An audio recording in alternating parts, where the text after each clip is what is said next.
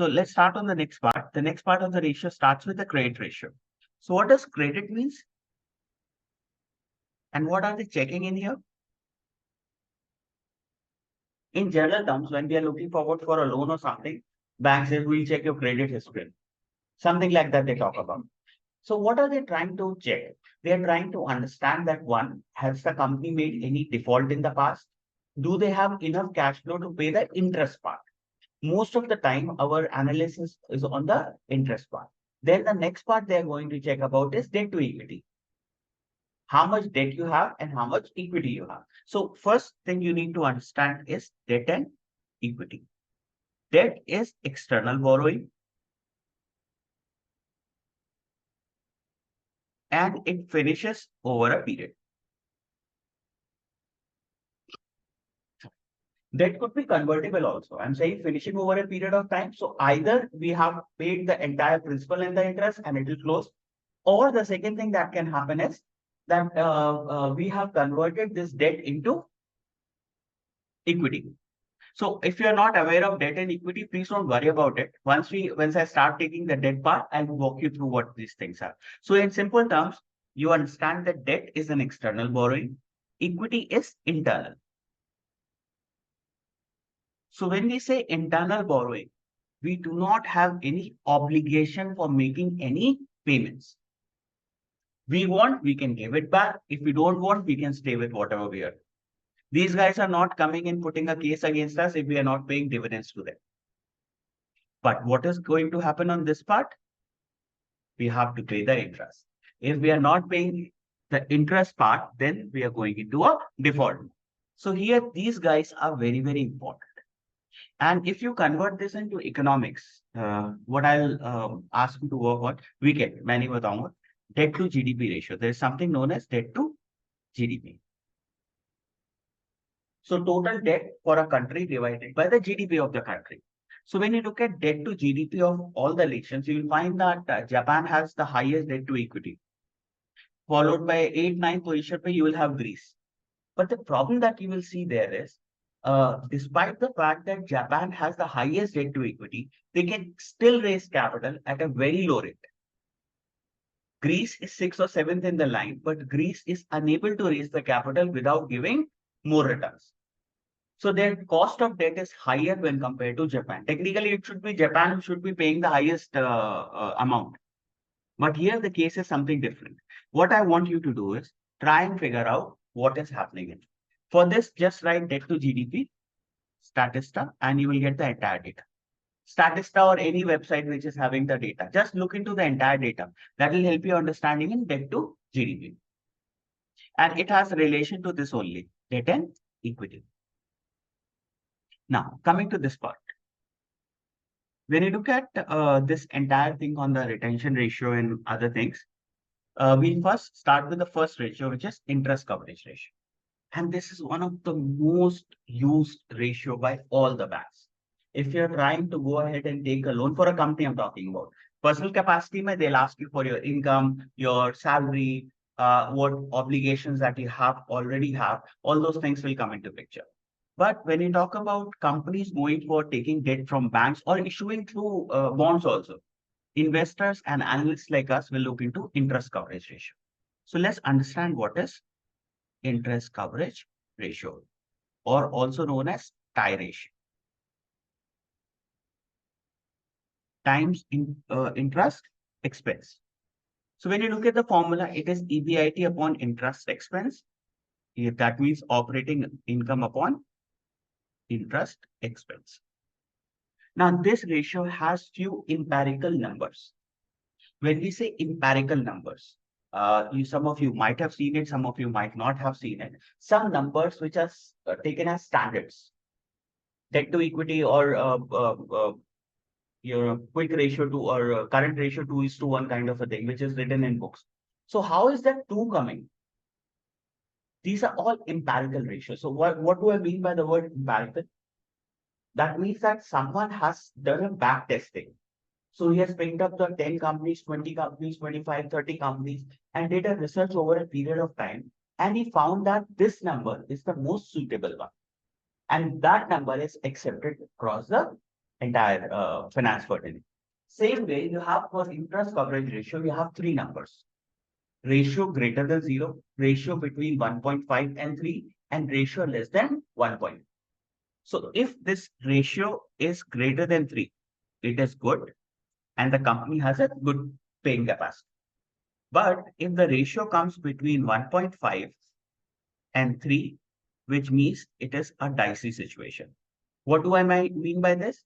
That the company might be able to pay me interest or might not be. So company from their existing borrowings, they are unable to match it up properly. They are paying, but they are finding it difficult to make the payments. Tomorrow the cash flow comes down or something, EBIT comes down, we'll have a very tough situation running in here. That is what comes under this part. And if the ratio is less than 1.5, company is heading towards default. Today, tomorrow, day after, or next 10 days, 15 days, we might have a default situation running for the company. That is how we read this IC.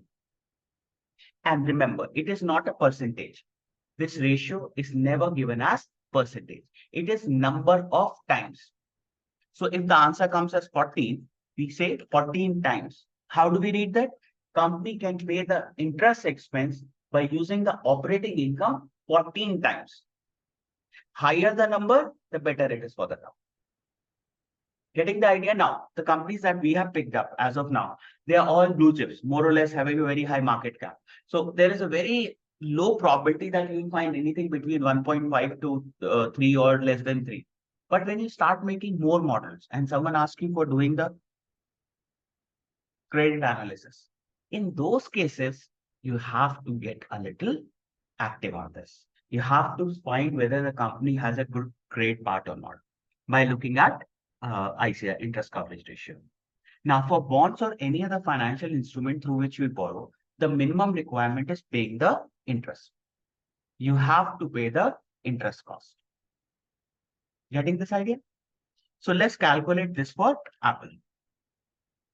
So this will be equal to income statement. We'll take EBIT. Here we'll have a trouble. Now, do we have an interest expense with us? No. NVIDIA has interest expense given separately, but Apple does not have. So if the interest expense is not present with us, what happens? It is clubbed with this part. If you remember the income statement, if the income interest expense is not given very properly in our income statement, it is clubbed with other income and expense net, and we have to look into the scheduler. So what is my objective? To find the interest expense, and for that we'll have to go to 10K.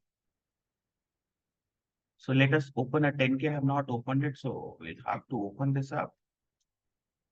I'll open the 10K for Apple, and we'll have to go to the other income scheduler. We'll go a little down. Sure. So this other income scheduler contains data for income and data for expense. This is what we require. So this should now go back to my income statement so that I can do the calculations. One way is you can take the entire scheduler, or you can take only the interest expense, what is required as of now. So what I'm going to do, in the income statement at the bottom, I'll create a heading interest expense. And here I'll start from this part, 2873, and I'll not take the negative sign here. Because if I take the negative sign here, so in the formula, I have to put a minus sign or the ABS. So better is not to take it. So this is 2873. The second one is 2645. And the last one is 2935. Now I can calculate the ratio. I can go to the ratio sheet and put this is equal to EBIT divided by the interest expense. Now, when you are calculating, since I've just copied the sheet from a different model, it is not showing me decimal points. Whenever you have anything which is number of times, you should not take the decimals. Round it off without the decimal. So decimal means you're taking half of the day, half of the year. वो ऐसा नहीं करना. You have to convert them into whole numbers without the decimals. So here it is coming without the decimals because they are already been put into without decimals. So I'm getting the same thing. But when you calculate, you will get the decimals. How do you remove this? Control 1, come to number, and you can find the decimal places here. Make it 0 and say okay. And you will not have decimal places. So let's look into the Apple paying capacity. So if Apple has to pay the interest in 2020 using only their operating income, and here the assumption is no new cash flow is coming. Whatever is there, it is reported. So based on the number report, they can pay their interest 23 times, which has improved to 41 times in the coming 2 years. So interest paying capacity is very good for Apple. We don't have to worry if the company has to go and take more loan, they can very easily do that. And easily be it is looking good because we have already taken the top companies. If we take some company which is little into trouble, little into debt trouble, we'll have a different thing coming up here. Remember the three benchmarks, 1.5 to 3 and less than 1.5. Based on that, we can work it out. So if I have to write on the credit ratio, I'll say Apple has a very good credit thing done. They will not have any trouble if they want to raise more capital. Now, the two parts, the remaining two ratios, debt to equity and debt to capitalization. So when we talk about debt to equity, is the comparison of external borrowing to the internal one. And whenever your debt is moving very, very high compared to equity, that means that company shareholders are not putting enough money. They don't have much of an interest inside the company. Whenever they need money, instead of they putting the money, they're borrowing it. Getting the idea? That is what is debt to equity basically is. Apple, when we look at here, we have seen one thing. Equity is decreasing over a period of time, right? Total shareholders equity. Why that was decreasing? Because share buyback. Retained earning is decreasing. Why is retained earning decreasing? Because the company is very actively buying back the shares from the market. And the numbers that I'm going to get here, they will not show you the right picture. Easily, whenever you are populating numbers, just don't go with the numbers. You try and understand why something is moving up or down.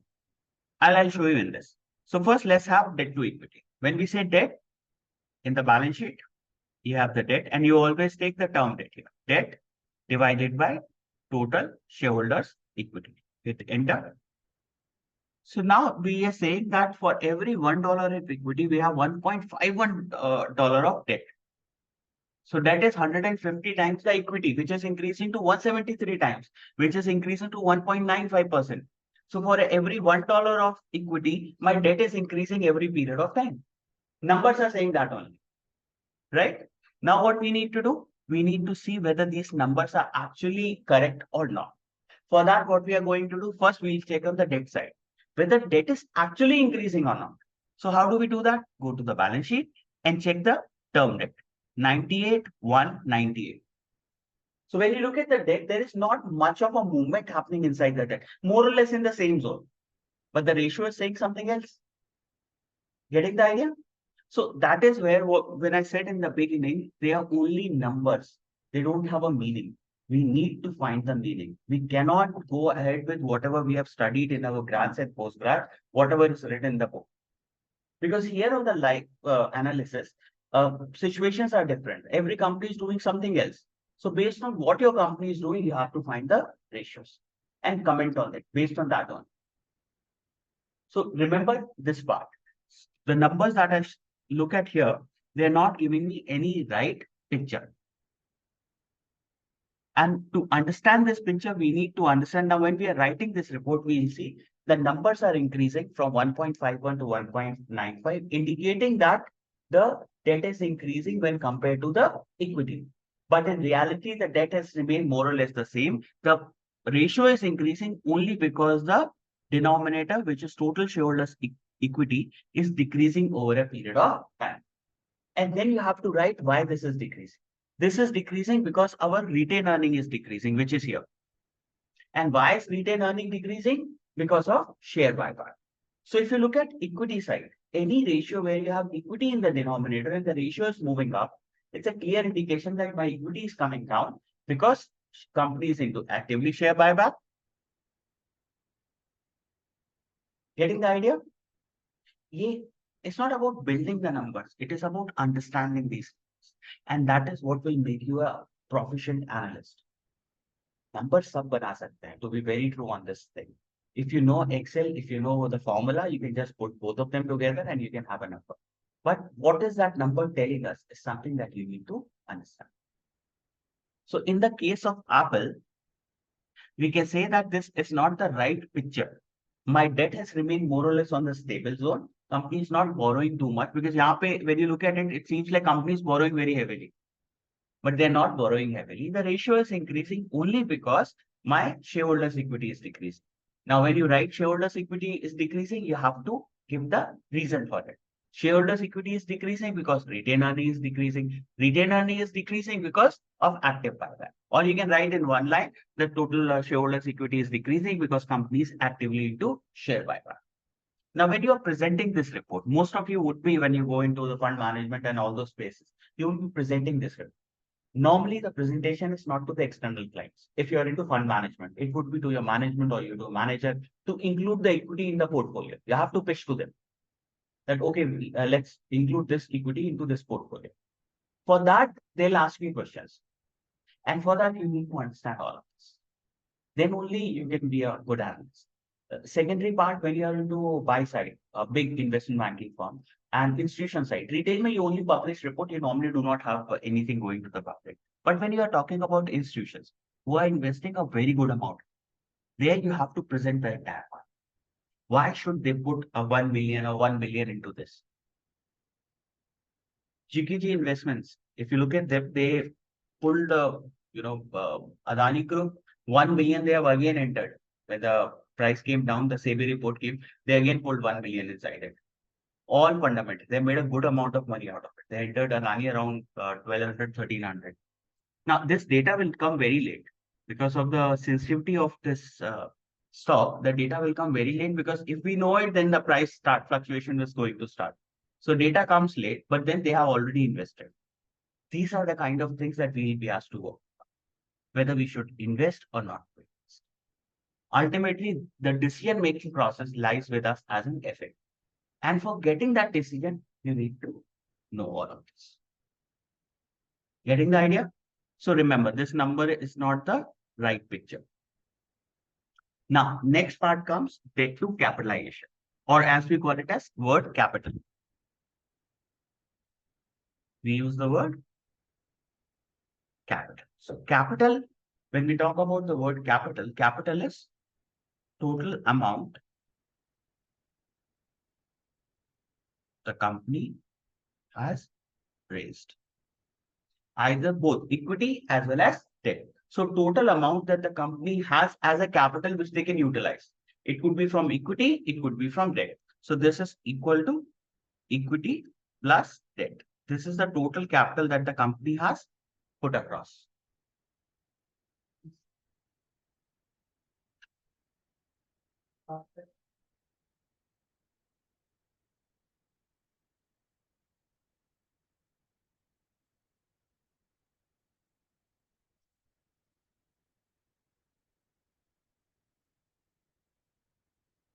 Actually, we got some time differences running in our race. So capital is equity plus debt. And when we talk about debt to capital, what are we talking about? How much is the percentage of debt in the total capital of the company? Now, for Apple, we have seen what is happening to equity. So this ratio will also not give you the right picture. Number will say something else because the denominator will keep on increasing and the numerator will remain the same. So how do we calculate this now?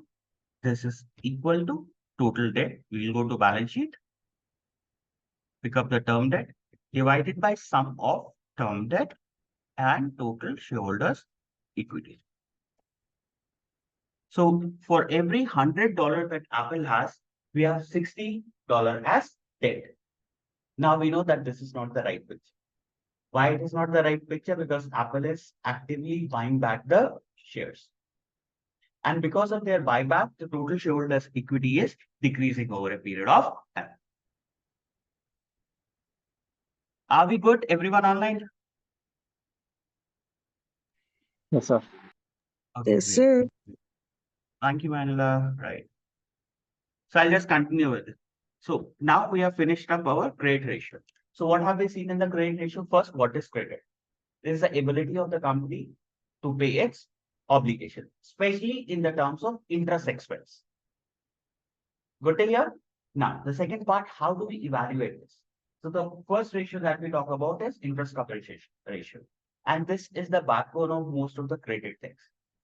If the company is falling anything between less than 3, I'll take it like this. If the ratio is less than 3, then we are not making anything or company is not going to get. In fact, 3 maybe they don't give you loans. You should have at least a paying capacity which is around 7 or 8 times. Why they do it? Because even if, as soon as they give you this amount and your flexibility is only 7, 8 times, when the new debt comes in, the new interest will come in. If your operating income remains the same for the next year and your interest expense doubles, there is a very likely probability that company will have trouble in second or third year. That is what we need to understand. But as per the empirical ratios, we'll take the same thing. We'll say this is the ratio and Apple is doing very well. Now you should try this out in your own companies. This weekend, finish this off. Next Monday, when we start, we'll be starting on projections. And if you have not finished this and not read about the company, projection will start traveling with. This territory, everything is known. We can go back and check annual report and everything. When we go to projections, we'll step into unknown territory. Right and wrong does not exist there. The only thing that exists is your view on the company. That is it. Now let's come to the next part. The simplest of the entire issues, profitability, and most asked. These are the entire thing that is going to go on your model. Always remember, when we talk about giving our views on the company, we're talking about the profitability.